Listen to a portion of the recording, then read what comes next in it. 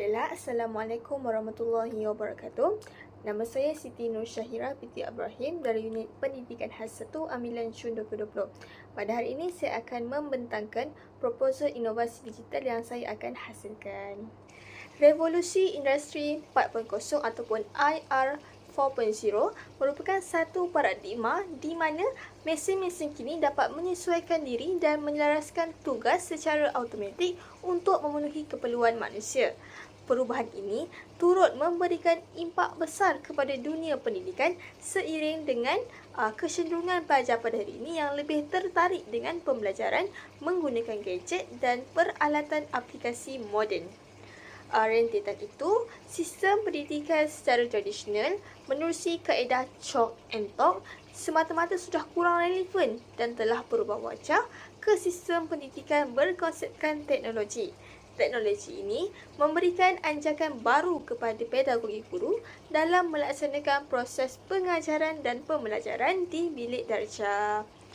Baiklah, pengintegrasian teknologi maklumat dan komunikasi ataupun TMK dalam pendidikan diberi penekanan menerusi anjakan ke-7 dalam Pelan Pembangunan Pendidikan Malaysia PPPM 2013 hingga 2025 iaitu memanfaatkan ICT bagi meningkatkan kualiti pembelajaran di Malaysia. Okay, kalau kita lihat usaha ini kita dapat tengok dengan jelas dengan kewujudan Smart TV di kelas-kelas, termasuklah kelas program pendidikan khas integrasi PPKI yang menempatkan murid-murid berkeperluan pendidikan khas.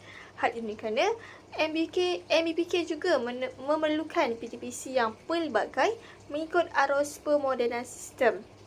Kajian Nur Aisyah dan Hazrati mendapati bahawa penggunaan TMK semasa PTPC dapat meningkatkan pemahaman murid pendidikan khas, lalu kita boleh membantu mereka meningkatkan prestasi dengan lebih cemerlang. Lantaran itu, Bisuka telah diperkenalkan sebagai satu medium untuk meningkatkan kemahiran membaca dan menulis dalam kalangan MBPK tahun 4, 5 dan juga 6. Seterusnya, kita bergerak pula kepada pernyataan masalah ataupun isu yang saya telah kenal pasti sebelum menghasilkan inovasi digital ini. Okey, buta huruf. Buta huruf ataupun kegagalan menguasai kemahiran asas membaca, menulis dan mengira dalam kalangan murid berkeperluan pendidikan khas sangat popular dalam dunia pendidikan. Misalnya, pada tahun 2019, sebanyak 20% daripada 3,800 murid berkeperluan khas yang menduduki peperiksaan alternatif sekolah rendah PASR belum mahir membaca. Keadaan ini sangat membimbangkan kerana membaca kalau kita lihat merupakan satu sumber pengetahuan dan asas kepada pembentukan diri ke arah memperoleh ilmu pengetahuan dan memudahkan seseorang itu untuk menjalani kehidupan. Seorang yang tidak menguasai kemahiran membaca akan sukar untuk mempelajari kemahiran lain yang lebih kompleks, lalu menyebabkan murid itu keciciran dalam pelajaran. Menurut Rosiati dan Kamariah pada tahun 2022, setengah MBK mengalami masalah pertuturan berpunca daripada kerosakan otak yang mengawal saraf tuncang dan pergerakan otot pertuturan. Akibatnya, MBPK sukar mengeluarkan bunyi ataupun suara yang betul semasa berkomunikasi. Seterusnya, yang kedua, menurut Wan Nur Zuliana Wan Ahmad pada tahun 2019, mendapati bahawa kebanyakan murid sukar untuk mengeja dan membunyikan perkataan yang mengandungi suku kata tertutup berbanding suku kata terbuka. Hal ini disokong oleh kajian A. Jalani pada tahun 2012 yang menyatakan terdapat seramai 22 daripada 220 orang murid tidak boleh membaca suku kata tertutup.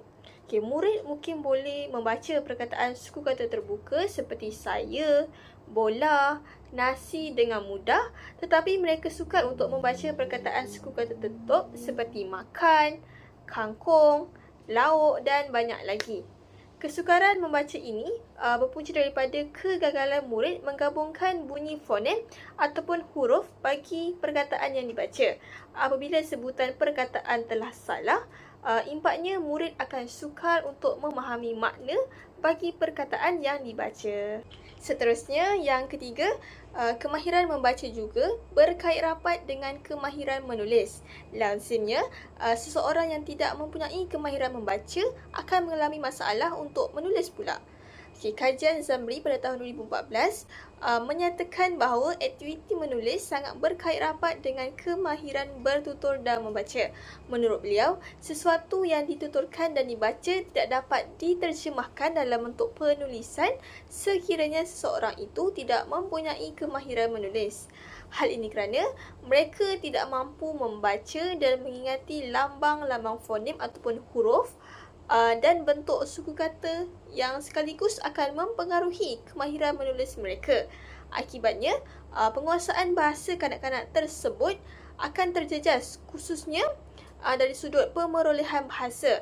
Dia tak faham apa yang orang cakap. Ataupun cikgu ajar macam-macam pun dia tak boleh nak faham. Impaknya, kanak-kanak ini akan mengalami kesukaran untuk berinteraksi dengan masyarakat dengan berkesan. Akhir sekali, penyataan masalah yang keempat kita boleh lihat dari segi kaedah pengajaran. Kaedah pengajaran yang kurang menarik juga menyebabkan prestasi murid dalam kemahiran membaca akan terjejas. Hal ini kerana kebanyakan guru lama masih mengamalkan kaedah konvensional yang menyebabkan murid kurang berminat terhadap kemahiran membaca. Misalnya, guru hanya meminta murid untuk mengulangi semula perkataan yang disebut oleh mereka. Di akhir pengajaran, guru mengedarkan lembaran kerja bertulis kepada murid untuk menguji pemahaman mereka. Kaedah ini seharusnya ditambah baik kerana pembelajaran yang berkesan berlaku apabila murid itu sendiri yang membina skema pengetahuan melalui aktiviti-aktiviti berpusatkan murid yang bersifat interaktif, bukannya berpusatkan guru. Ini disokong oleh Muhammad Razimi, Abdul Aziz dan Ahmad Jazimin pada tahun 2011 yang mengatakan bahawa perbezaan kecerdasan dan gaya pembelajaran murid memerlukan pelbagai pendekatan untuk membantu murid fokus dan mudah memahami isi pengajaran. Oleh itu, guru hendaklah melakukan inovasi dalam pengajaran bagi membolehkan murid menguasai kemahiran membaca. Baiklah, seterusnya, kedudukan sebelum inovasi dilaksanakan. Sepanjang 3 bulan saya menjalani praktikum fasa 1 di Sekolah Kebangsaan Malim, saya mendapati terdapat beberapa orang murid dari kelas Sinaran 1 yang terdiri daripada MBPK tahun 4, 5 dan 6 mengalami masalah dari segi membaca suku kata tertutup. Mereka dapat mengeja dan membunyikan perkataan yang terdiri daripada suku kata terbuka dengan sebutan yang jelas dan tepat, tetapi mempunyai masalah apabila perlu menyebut perkataan yang terdiri daripada suku kata tertutup. Apabila murid diminta membaca beramai-ramai di dalam kelas, masalah ni tidaklah jelas kelihatan. Namun, guru dapat mengesan beberapa orang murid yang bermasalah dalam membaca apabila murid menyebut perkataan suku kata tertutup secara individu. Hal ini dapat dibuktikan apabila ada murid yang tergagap-gagap ketika menyebut perkataan suku kata tertutup. Daripada kesukaran membaca yang dialami, timbullah tingkah laku negatif di mana ada juga murid yang cuba mengelakkan diri dengan berpura-pura ingin ketandas kerana tidak mahu menyebut perkataan tersebut di hadapan guru. Berdasarkan pemerhatian saya, murid sukar untuk menggabungkan bunyi fonem vokal dan konsonan yang terakhir bagi perkataan, lalu membuatkan keputusan untuk menggugurkan fonem konsonan yang terakhir. Kita dapat lihat misalnya perkataan ketayap dibaca sebagai ketayah. Perbezaan sebutan ini menyebabkan maksud perkataan tersebut juga akan berubah. Menurut Kamus Dewan pada tahun 2016, ketayap boleh membawa dua pengertian iaitu penutup kepala dan sejenis kuih. Manakala ketayah membawa maksud sejenis obor yang dibuat daripada buluh. Dalam konteks PTPC, perkataan yang ingin saya ajarkan pada hari tersebut adalah ketayap. kerana topik pembelajarannya adalah kuih tradisional. Oleh itu, dapat dirumuskan bahawa sebutan bacaan yang tidak tepat dapat mengubah makna sesuatu perkataan dan ini akan menyebabkan objektif pembelajaran tidak tercapai. Baiklah, cadangan inovasi digital yang saya akan hasilkan dinamakan sebagai BISUKA. BISUKA merupakan singkatan kepada perkataan bijak suku kata. Ia akan dibangunkan pada laman Genially sebagai platform utama agar mudah diakses oleh guru dan juga murid. Tujuan BISUKA dibangunkan untuk meningkatkan kemahiran membaca dan menulis perkataan suku kata terbuka dan tertutup dalam kalangan MBPK tahun 4, 5 dan juga 6. Bahan pengajaran BISUKA tertumpu kepada perkataan suku kata tertutup kerana kebanyakan MBPK bagi tahap sederhana dan tinggi telah pun menguasai perkataan suku kata terbuka. Okey, jika anda lihat dalam jadual ini merupakan DSKP KSSR Pendidikan Khas Masalah Pembelajaran Bahasa Melayu tahun 4 yang saya telah rujuk untuk menghasilkan BISUKA. Saya telah memilih 2 standard kandungan iaitu 1 standard kandungan bagi kemahiran membaca dan satu lagi untuk kemahiran menulis. Okay, untuk kemahiran membaca, standard kandungannya 2.2 membaca perkataan. Di bawahnya standard pembelajaran 2.2.2 membaca perkataan. Untuk kemahiran menulis pula, standard kandungannya 3.2 menulis perkataan dan frasa, manakala standard pembelajaran di bawahnya 3.2.1 membina dan menulis perkataan. Maknanya, guru boleh gunakan BISUKA dalam beberapa kali sesi PDPC. Oleh itu, produk inovasi digital yang saya akan bangunkan adalah untuk yang pertama, meningkatkan kemahiran membaca perkataan suku kata terbuka dan suku kata tertutup dalam kalangan MBPK tahun 4, 5 dan 6. Okay, yang kedua, meningkatkan kemahiran menulis perkataan suku kata terbuka dan suku kata tertutup dalam kalangan MBPK tahun 4, 5 dan 6. Dan yang ketiga, meningkatkan penguasaan kosakata dalam kalangan MBPK. Okay, ini merupakan draft ataupun reka bentuk BISUKA. Okay, jika anda lihat, yang atas sekali itu yang bulat, halaman utama yang ada tulis cuti-cuti Malaysia. Di dalam halaman utama ni, saya akan paparkan gambar-gambar yang ada elemen Malaysia. Yang kedua, di bawahnya ada manual penggunaan, DSKP dan maklumat guru pelatih. Okey, seterusnya, lepas halaman menu penggunaan ni, pengguna akan tekan satu butang di mana butang tu akan memaparkan 8 tugasan yang perlu murid ataupun guru terokai. Okey, yang pertama, halaman yang pertama adalah jom panaskan badan. Untuk halaman ni, pengguna akan diberi pautan ke YouTube iaitu senaman Aram Samsam. Ia boleh digunakan sebagai seindaksi lah. Okay, yang kedua, ada halaman peta Malaysia di mana pelajar dapat mengetahuilah kedudukan negeri-negeri di Malaysia. Yang ketiga, halaman jalan-jalan cari makan. Jalan-jalan cari makan ni akan sediakan pautan ke Canva tentang makanan tradisional setiap negeri di Malaysia. Dan ini juga guru boleh jadikan sebagai langkah satu untuk penerangan kepada murid.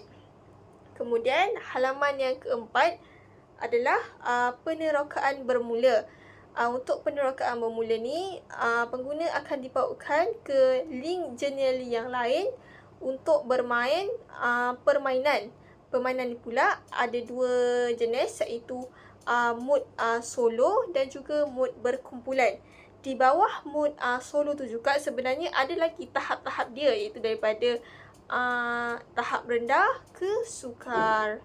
Kemudian untuk mood berkumpulan, sebelum pelajar pergi ke mood berkumpulan ni, pelajar perlu melepasi dahulu mood solo.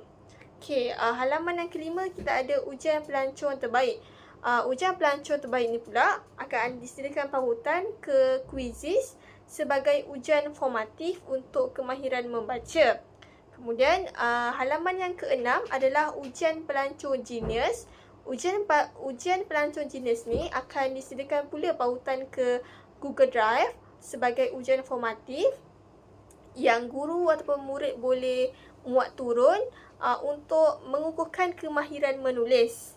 Kemudian halaman yang ketujuh iaitu buah tangan ataupun sijil.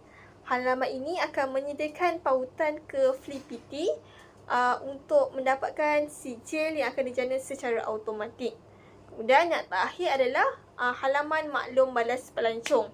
Okay, maklum balas pelancong ni akan disediakan pautan Mentimeter untuk pelajar ataupun guru menulis perasaan mereka ataupun komen mereka tentang keberkesanan Bisuka. Konsep inovasi Bisuka. Menariknya, Bisuka ni bertemakan tema cuti-cuti Malaysia, di mana murid-murid akan mempelajari makanan tradisional bagi negeri-negeri di Malaysia. Okay, kalau contohnya, Melaka kita ada asam pedas, Johor soto, Negeri Sembilan masak lemak cili api. Okay, seterusnya, Bisuka menggunakan pelbagai aplikasi terkini seperti Journaly yang merupakan platform utama, Canva, YouTube, Quizzes, Mentimeter dan Flippity. Jadinya dengan gabungan pelbagai aplikasi ini menjadikan Bisuka sangat interaktif dan melibatkan pelajar secara aktiflah sepenuhnya. Pelajar tak bosan. Sekarang saya akan menerangkan pula ciri-ciri dan kelebihan Bisuka. Yang pertama, menggunakan elemen multimedia. Elemen multimedia ni sangat penting untuk memudahkan proses penyampaian maklumat dan meningkatkan kefahaman murid. Pembelajaran melalui perisian multimedia membolehkan murid belajar secara aktif, kendiri dan anjal. Selain itu, penggunaan grafik pula dapat menerangkan rupa, bentuk dan sifat bagi sesuatu perkataan yang dipelajari. Misalnya, dalam Bisuka, setiap makanan yang dipelajari akan disertakan dengan gambar sebenar bagi makanan itu. Impaknya, isu tersalah anggap dan tafsiran dapat dielakkan. Yang kedua, reka bentuk Bisuka juga berwarna-warni. Reka bentuk permainannya berwarna-warni. Pemilihan warna yang ceria penting bagi meningkatkan fokus dan kecekapan pembelajaran mereka. Kajian Keller dan Green pada tahun 2005 mendapati bahawa warna dapat membantu pelajar mengakses maklumat dengan lebih cepat. Setiap permainan yang dibangunkan dalam Bisuka mempunyai warna latar belakang yang berbeza. Warna yang berbeza ini mempengaruhi individu secara fizikal dan psikologi. Misalnya, warna yang menyejukkan seperti warna biru dapat meningkatkan kreativiti dan mewujudkan suasana persekitaran yang santai. Okay, ciri yang ketiga, mengandungi dua jenis mod permainan. Okay, iaitu mod solo dan juga mod berkumpulan. Mod solo untuk mengukuhkan pemahaman murid terhadap topik pembelajaran. Manakala mod berkumpulan pula sebagai penggayaan untuk bermain mod berkumpulan, murid perlu melepasi mod solo terlebih dahulu. Okey, kedua-dua permainan ini dibangunkan menerusi aplikasi Journaly yang mengandungi musik dan audio latar. Rasionalnya, pendekatan gamifikasi dipilih kerana gamifikasi secara umumnya digemari oleh semua murid. Dengan itu, PDPC akan lebih berkesan kerana murid mempunyai minat dan sikap yang mendalam untuk menjalani PDPC. Ciri yang keempat, Bisuka juga mengaplikasikan model pembelajaran teologikal. Hal ini dapat dilihat apabila saya membentangkan idea inovasi di hadapan rakan-rakan dan pensyarah sebelum meneruskan pembangunan inovasi. Maklum balas yang diterima dianalisis dan ditambah baik sebelum inovasi disebarluaskan kepada guru-guru dan juga murid di sekolah. Inovasi Bisuka telah mengalami beberapa proses pengubahsuaian dan penambahbaikan bagi membantu guru-guru PK mempelbagaikan kaedah pengajaran. Guru juga dapat menjalankan beberapa kali sesi PDP hanya dengan mengakses bahan-bahan pengajaran di dalam Bisuka. Dan yang terakhir, yang kelima, Bisuka juga mencakupi proses PDP yang lengkap. Ini kerana bahan PDP Bisuka dibuat berdasarkan langkah-langkah pengajaran dalam RPH. Contohnya, pada halaman jom panaskan badan, guru boleh memainkan video senaman yang disediakan untuk menarik perhatian murid semasa set induksi.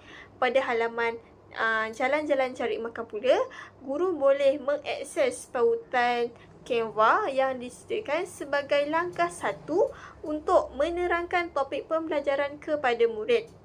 Bisuka juga merangkumi ujian formatif yang boleh diakses pada halaman penerokaan bermula dan ujian sumatif yang boleh diakses pada halaman ujian pelancong hebat dan jenius.